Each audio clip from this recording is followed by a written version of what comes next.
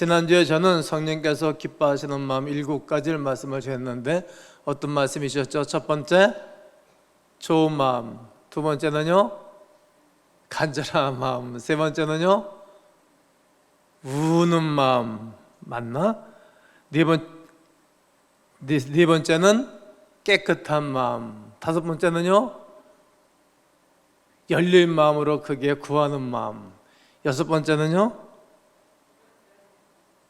기다리는 마음. 기다리자. 마지막은요, 나누고자 하는 마음. 어떻게 7가지 말씀 다 붙잡고 다 행하지 못했지만 한 말씀 붙잡고 순종하면서 사셨습니까? 네, 사신 기쁨이 어떻습니까? 좀 나눠서 한 번 더 인터뷰하면 좋은데 그럴 수는 없으니까 반드시 하나님 말씀이 증거되어지면 그 주에 말씀을 적용하는 거예요. 적용. 그래서 저는 한 주간 적용하면서 한 3건 정도가 나에게는 막 기쁨으로 찾아와서 몸은 좀 힘이 들고 어렵지만 감사하면서 사역을 한답니다. 어제는 거의 잠을 못 자고 새벽에 나와서 2번째 예배를 인도하는데 여러분 저를 위해서 중보기도 하시면서 말씀을 잘 받으시면 좋겠습니다. 자, 지난주는 그렇게 말씀을 드렸고 오늘은 성령님과 정반대되는 마음과 행동은 어떤 것인가 읽어보세요. 시작. 성령께서 기뻐하는 마음이 있다면 성령께서 정반대로 생각하고 행동하는 것들이 있지 않겠습니까?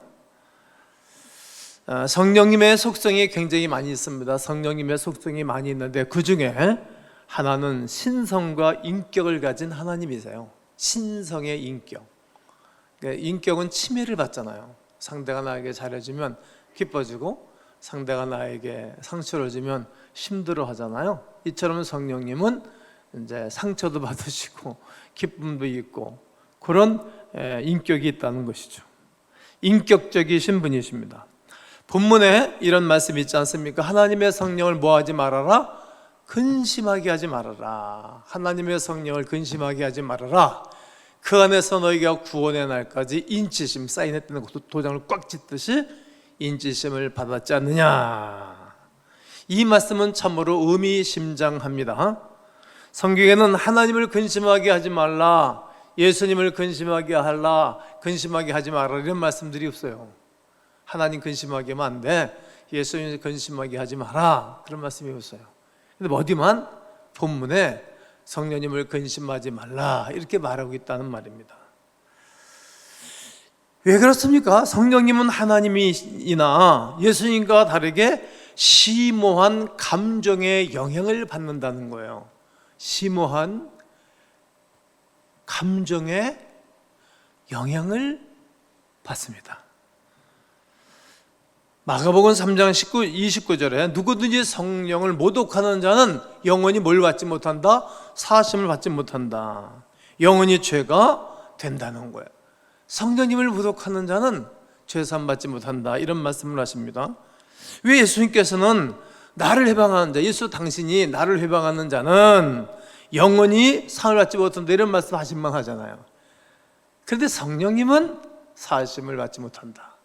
예수님은 십자가 못 박혀 죽게 하고 때리고 욕하고 침뱉고 수염을 잡아 뜯었고 욕설을 해도 옷을 다 빗겨가지고 알몸으로 십자가 달린 거거든요. 그런데도 그들도 용서했다는 거예요. 성령을 해방하는 자는 사하심을 영원히 받지 못한다 말씀하시는 것입니다. 그 이유는 성령님이 쉬이 상처를 받는 분이시지 아니까. 예수에게는 죄를 용서해 줄 수 있는 예수의 피가 있지만 성령님은 용서해 줄 수 있는 피가 없는 거예요. 대가를 지불할 수가 없는 것입니다. 그러니까 그분은 상처를 받는다. 성령을 근심하게 하지 말아라. 죄를 지으면 우리가 심적 고통을 당합니다. 하지만 그 이상으로 성령께서는 더 큰 고통을 당하시는 거예요. 내가 고통을 당하는 것 그 이상의 몇 배의 고통을 당하시는 것입니다. 왜 그럴까요? 그분은 아버지이기 때문에 그래요. 누가 나한테 욕설을 퍼부고 누가 나한테 손을 이렇게 치는 건 살만한데 누가 내 아들한테 손실을 끼치고 어려움을 주면 못 견디잖아요. 이처럼 우리가 마음의 상처를 받고 성령을 근심시키게 하면 나보다도, 내가 받은 그 상처보다도 내 안에 계신 성령님은 몇십가 배, 몇백 배 더 큰 상처를 받기 때문에 근심시키면 안 된다 말씀을 하시는 거예요. 용서하는 사람은 용서를 받게 됩니다. 용서하는 마음이 곧 하나님의 마음이기 때문입니다. 매일 새벽마다 기도해야 합니다. 성령님, 오늘도 당신을 근심시키지 않도록 하옵소서. 여러분, 성령님 근심시켜서 유익한 게 뭐가 있겠고, 부모 근심시켜서 유익한 게 뭐가 있겠고, 회사 사장님 근심시켜서 유익한 게 뭐가 있겠어요? 어디 가나 리더를 근심시켜서 내게 돌아오는 것은 없습니다. 오늘 내가 누구를 만나게 될는지 알 수 없지만 당신 예비한 사람에게 나를 인도해 주시고 그에게 내 주 예수 그리스도의 구원의 복된 소식을 전하게 도와주옵소서. 상처받고 줄 상대가 아니라 복음을 증거할 수 있는 상대가 되어달라고 기도하는 것입니다. 용서가 없는 성령은 괴롭히는 것과 같습니다. 그러므로 오늘은 성령님과 반대되는 마음이 어떤 것인가를 찾아보면서 은혜를 나누게 될 것입니다. 첫째는 성령의 역사를 소멸시키는 행동입니다. 성령께서 막 내 안에서 역사하잖아요. 소멸한다 이 말은 꺼트린다 이런 말이에요. 사라져버리게 한다 이런 말이에요. 데살로니가전서 5장 19절에 성령을 뭐하지 말며 소멸하지 말며, 성령님의 역사를 소멸하는 것은 내 영혼의 문제와 관계된 행동이기보다 신앙생활과 교회 생활입니다. 교회 생활과 신앙생활에 불을, 성령의 은사, 성령이 일하시는 것을 꺼트리면 안 됩니다. 어렵게 됩니다. 그 가운데 하나가 완고함과 비판주의입니다. 사람이 완고한 사람을 좋아하지 않아요. 젊은 사람들은 그런 사람을 좀 뭐라 그러죠? 꼰대 그러지, 꼰대. 그럼 너무 비판하면 성령님의 반대되는 마음이라는 거예요. 어떤 사람이 큰 문제를 일으키는 일이 아니고서는 항상 성령의 은사와 성령의 사역에 대해서는 항상 열린 마음으로 가지고 있어야 됩니다. 그냥 네, 아멘, 해보겠습니다. 그래야 된다는 거예요. 왜? 나는 할 수 없지만 하나님은 하실 수 있으니까. 나는 부족하지만 하나님은 부족하지 않으시잖아요. 완고함과 비판을 내려놔야 돼요. 네, 알겠습니다. 그럼 계속 좋아져요, 그 사람이. 그리고 성령의 감동을 거부하는 행동입니다. 지나고 나면 그 아쉬운 마음이 들어요. 거부하고 나면. 하라고 할 때 기도하면 좋잖아요. 그러니까 거부하면 심령이 답답해지죠. 열매가 없어요.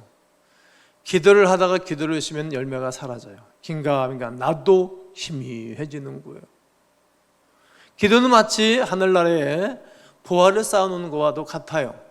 내 통장에 금고를 좀 풍성하게 해놓는 것과도 같아요. 기도를 하면 할수록 내 마음이 부유해져요. 해보신 분들 알 거예요. 근데 거부하면 얼마나 손실이 오갔어요. 봉사라고 할 때 봉사를 거부하면 여러분 할 말이 없어요. 운동을 하다가 안 하면 다 해제가 됩니다. 계속해야 근육이 유지가 됩니다. 당뇨를 안 걸리려면 근육을 만들려면 당뇨가 못 뚫는다 그러잖아요. 이처럼 봉사는 근육과도 같아요. 계속 하다 보면 보호를 해줘 하나님. 그리고 유지할 수 있는 은혜가 있다는 것입니다. 헌신하라고 할 때 거부하는 행동입니다. 때가 있습니다. 지나고 나면 기회가 없어집니다. 이것이 성령의 역사를 소멸하는 행위가 되는 것입니다. 제가 앞으로 몇 년 동안 강다상에 서겠습니까? 그때까지 저는 거부하지 않고 하나님의 일들을 잘 수행하는 것입니다. 성령의 감동을 거부하는 행동은 곧 성령에 반대되는 행위라는 사실입니다. 셋째, 투쟁적이고 논쟁적인 말로 대립과 분쟁을 생기게 하는 행동입니다. 예루살렘 회의에 사도에 대해서 여러 가지 말다툼과 변론이 있었어요. 여러분, 변론을 많이 하면 사람이 이성적인 사람이 되어져요. 그럼 말다툼은 내 영혼이 힘을 잃어가요. 똑똑한 사람들 말 잘하잖아요. 그 사람 나중에 심령이 황폐해져요. 우리는 말하는 사람들이 아니에요. 믿는 사람들이지. 뭐에 대해서 말하는가? 복음적인 말을 하는 사람들이지, 세상을 향하여 변론하고 증거하는 사람들이 아니에요. 그거 하면 할수록 심령이 황폐해져요. 해보세요. 사도행전 15장 2절에 바울과 바나바와 그들 사이에서 적지 않은 뭐가 일어났어요? 다툼과 변론이 일어난지라. 다툼과 변론 두 단어예요. 형제들이 이 문제에 대해 바울과 바나바 및 그 중에 몇 사람을 예루살렘에 있는 사도와 장로들에게 보내기로 작정하니, 그러니까 이제 변론이 있고 다툼이 일어난 일들을 사도와 장로들에게 보내서 그 일을 작정하는 거예요. 정리하는 거라 이 말이에요. 방법은 리더가 정리하는 거예요. 리더가. 그렇습니다. 여러분, 어떤 일이든지 다투면 내 영혼이 힘을 잃어가요. 왜? 성령이 기뻐하는 일이 아니기 때문에 그래요. 변론을 계속하면 이성적인 사람이 됩니다. 그리하면 성령님과 정반대되는 마음과 행동을 하게 되어집니다. 반대쪽으로 갑니다. 넷째, 교회의 역사를 자기 생각대로 하는 행동. 교회의 역사가 다 있잖아요. 가문교회는 가문교회의 역사가 있어요. 저는 저의 목회의 스타일이 있어요. 아나니아와 삽비라 이야기를 여러분 아실 것입니다. 사도행전 5장 1절로 2절에 보면 아나니아라 하는 사람이 그의 아내 삽비라와 더불어 소유를 팔아 그 값에서 얼마를 감춤해 그 아내도 알더라. 얼마만 가져다가 사도들의 발 앞에 두니. 이는 결국 영혼을 망가뜨리는 행위였습니다. 동시에 공동체를 무너뜨리는 행위였고 공동체에 긴장감을 줬던 행위였습니다. 근데 이 사람들은 믿음이 좋은 사람들이에요. 감동을 받은 사람들이에요. 자기에게 주어진 재산을 다 팔아서 헌금하겠다라고 말할 정도로 믿음이 좋은 사람이에요. 저는 이것 때문에 아주 몇 년 동안 고생한 거 아닙니까? 기표거저는 했지. 근데 이게 물질에 욕심이 생긴 거예요. 그게 어차피 자기 게 아니잖아요. 다 받은 거잖아요, 하나님으로부터. 그 얼마를 감춰놓고 이게 다라 그러니까 왜 네가 하나님과 성령을 속이느냐. 즉시 그가 죽은 거야. 그 남편이. 뭐 이렇게까지 하냐. 그러났는데 장례를 치르고 다 돌아오는데 그 부인이 와서 또 그러는 거예요. 너는 또 하나님과 성령을 속이고 거짓을 하냐. 부부가 또 죽었어요. 아내가 삽비라가. 이게 어떤 데 하나님이 하나님을 향하여 발질을 하고 삿대질해도 가만히 계시다가 왜 이럴 땐 그렇게 강하게 하시는가? 그것은 교회를 경건하게 하기 위해서. 교회를. 그 일로 인해서 상처들을 받은 거예요. 여러분, 불순종하는 사람 때문에 간사다 악은 한 사람 때문에 이스라엘 백성들 전체가 전쟁에 패해서 슬펐잖아요. 한 사람이 이렇게 중요한 거예요. 한 사람이 분위기를 망가뜨리면 안 돼요. 다투면, 그리고 교회 역사를 자기의 생각대로 행동을 하면 성령님의 정반대되는 행위라는 거예요. 자기 영혼도 망가지고 무너지고 교회 공동체에 손상을 입힙니다. 또 사사기 17장 6절에 보면 그때에는 이스라엘에 왕이 없으므로 사람마다 자기 소견에 오른 대로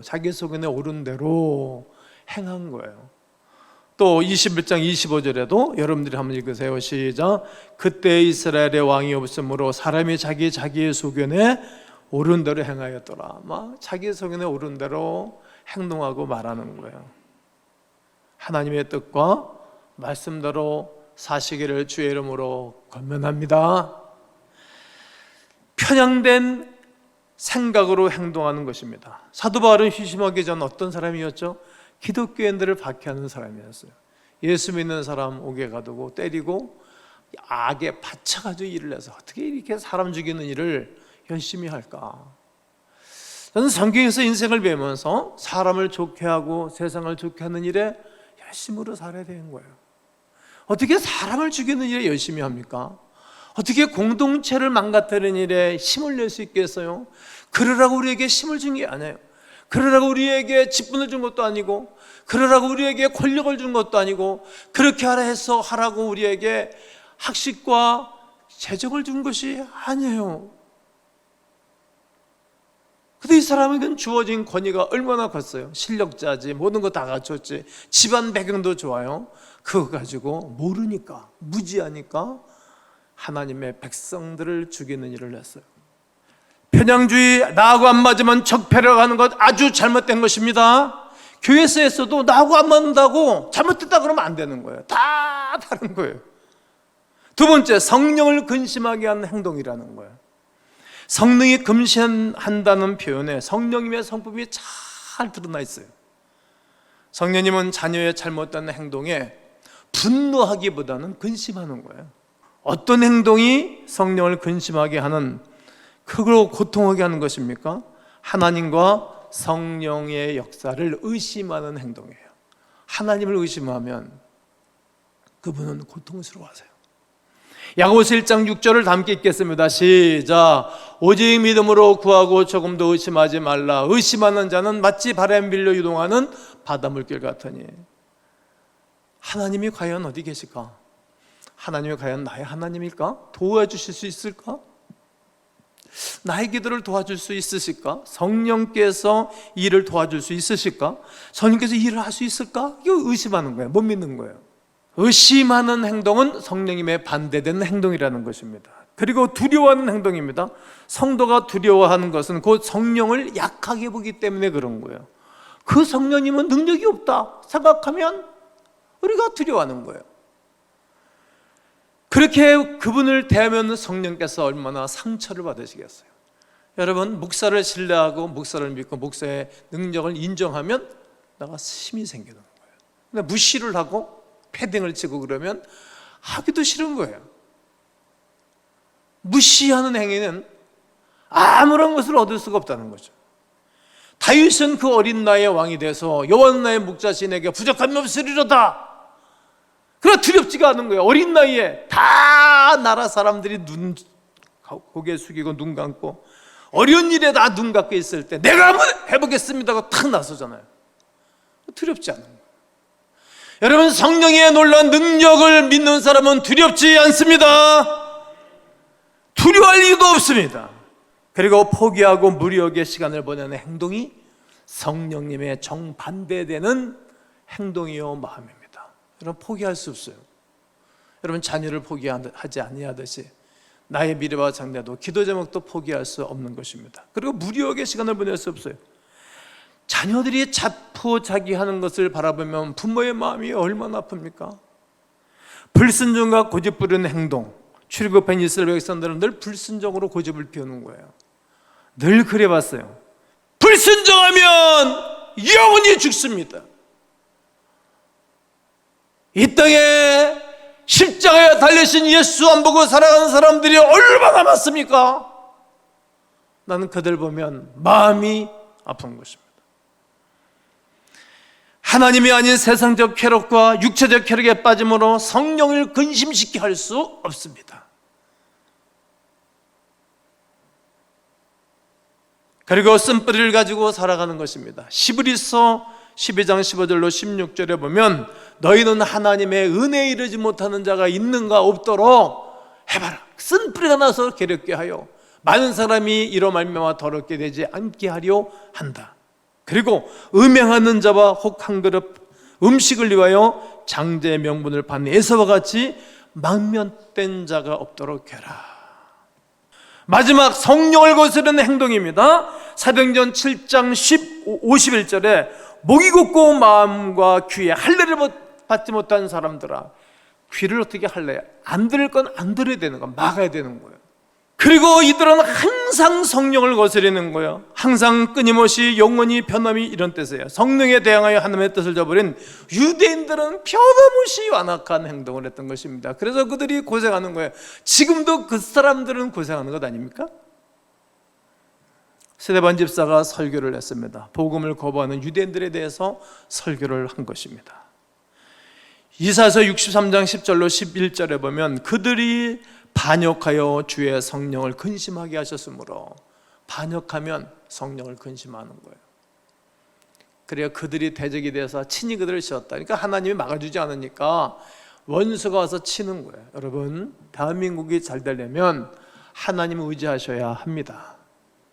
성령을 거스르는 자는 아주 치명적이라는 사실을 기억하셔야 됩니다. 구원받은 자는 성령을 거스르는 죄와 상관이 없는 존재입니다. 그러나 말씀에 불순종해서 근심하게 할 수도 있고 잘못된 행동으로 성령의 역사를 소멸시킬 수도 있습니다. 그러므로 오늘은 이렇게 고백하셔야 됩니다. 한번 따라해 보세요. 성령을 금신시킨 죄를 회개합니다. 성령을 소멸시킨 것을 회개합니다. 성령을 거스린 것을 회개합니다. 그리고 또 기도해야 됩니다. 한번 따라해 보세요. 주여 나와 함께 하옵소서. 주여 나와 함께 하옵소서. 주여 성령으로 충만하게 하옵소서. 주여 성령의 역사를 따라 살게 하옵소서. 이렇게 우리의 삶 속에서 성령을 늘 거스림이 아니라 기쁨 가운데 순종하면서 큰 은혜를 누리시기를 주님의 이름으로 축원합니다.